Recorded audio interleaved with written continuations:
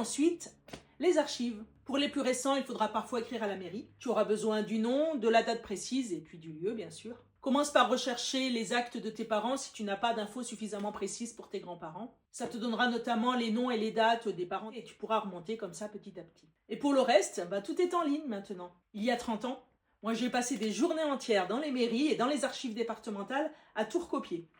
Et j'en ai rempli des cahiers comme ça.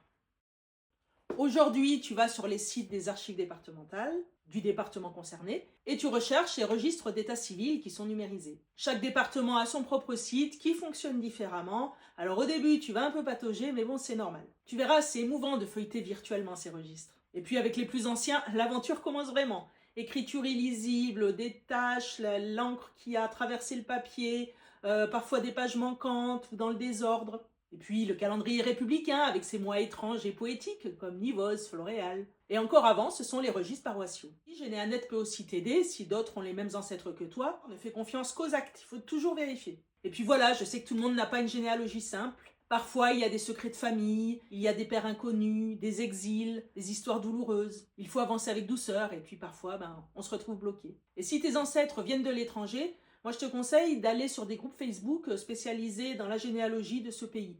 Et vraiment, ça peut aider. Alors pour faire simple, parle avec ta famille, consulte les papiers ou les photos que tu peux avoir dans ta famille, va faire un tour au cimetière pour regarder les tombes, et puis plonge dans les archives. Et surtout, amuse-toi.